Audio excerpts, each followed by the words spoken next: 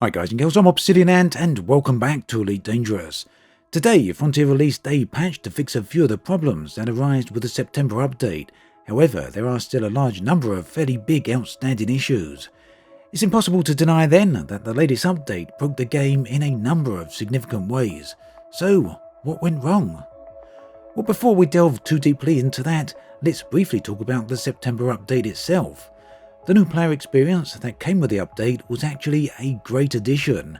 It works as expected and is extremely well presented, and as I've said many times before, this was a much needed change to the game.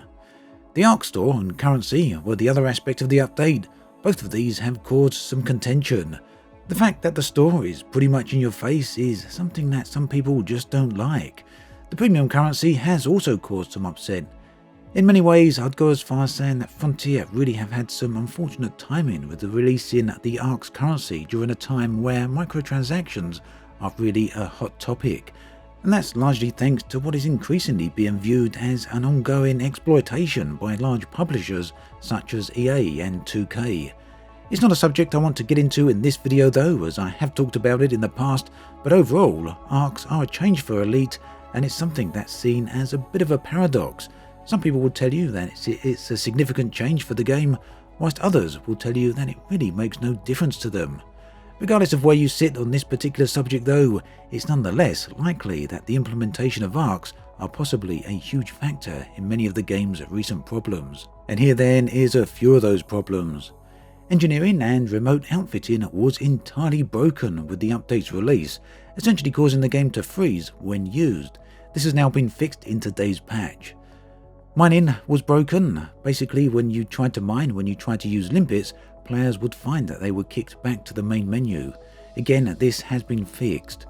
The codex has lost stats. Again, another issue's fixed, but even still, the Ark's currency has an exploit allowing players to rapidly reach 400 weekly cap simply by purchasing and selling and then rebuying and selling ship modules. Just repeatedly do that, you'll be at 400 Arks in no time. Apparently, although I haven't been able to confirm this, the Ark's cap can also be bypassed. When you switch ships, modules will temporarily be transferred to the new ship, a very strange issue. Players who rely on VPNs to play Elite have found that VPNs would no longer work, and this one has again been fixed in today's update. There's also some fairly significant performance issues on the Xbox for players there, and Frontier have said they've nothing to talk about on this particular issue at the moment. Now, there's also a fun credit exploit over the weekend, allowing players to buy and sell fertilizer at the same station for a massive 6 million credits profit every 5 seconds. And yes, that works out to 100 million credits per minute. It appears though that this exploit has now been fixed. The list really does go on, so for an extensive list of issues, forum user Crimson Came has compiled a master list, and you can see that thread linked in the video description. Do go have a look.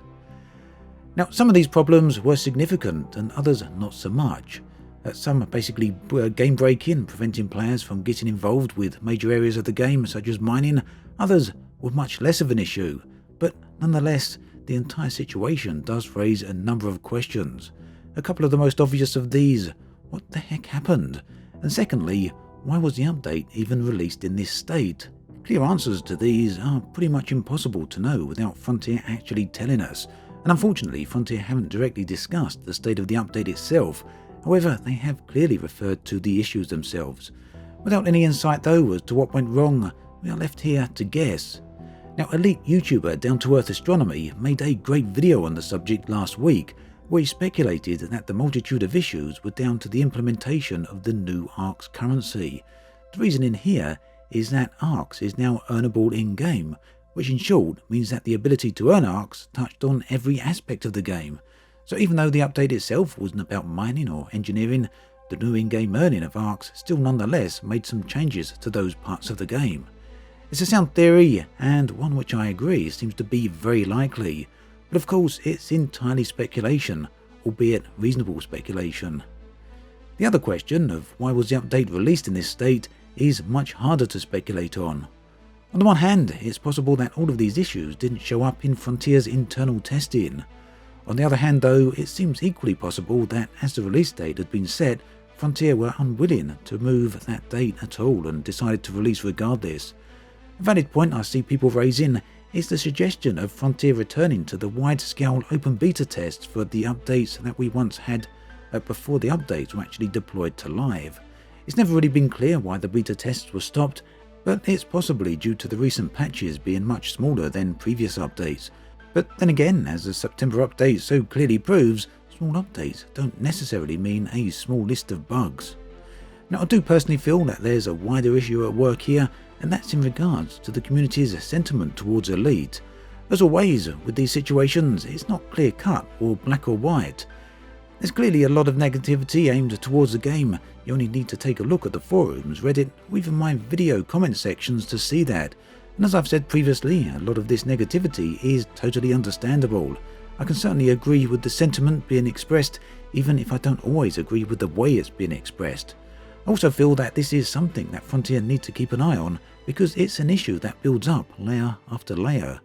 Broken updates, new premium currencies, official bug tracker software that is not fully capable of doing its job, lack of clarity about the game's long-term future, and added to this, the fact that the next major update is still over a year away, which means when all is said and done, there's going to be a period of time, measured in years, where Elite only receives smaller scale updates. Well, with all of this, it's really not hard to see why there's dissatisfaction out there. But, as I said, this isn't clear-cut and it isn't black and white. There's still a lot of people playing Elite, and whilst friend list may be getting sparse, stats on Steam nonetheless, the only data that we actually have available to us shows that player numbers are as stable as ever. Looking at Reddit, it's clear that a huge number of people are still enjoying the game and are unconcerned by all the aforementioned problems, or at least if they are concerned, they're playing the game regardless and just making the best of it. And it's the same here on my YouTube channel. The nature of comments will greatly depend upon the content of the video. In short, there's really no easy way to measure the player sentiment. Regardless of all that though, I think there's a few things that everyone can certainly agree on. Broken updates are not a good thing. Whilst we all know that games development isn't easy, updates that break major parts of a game at this stage in the game's life cycle are more than a little bizarre to say the least.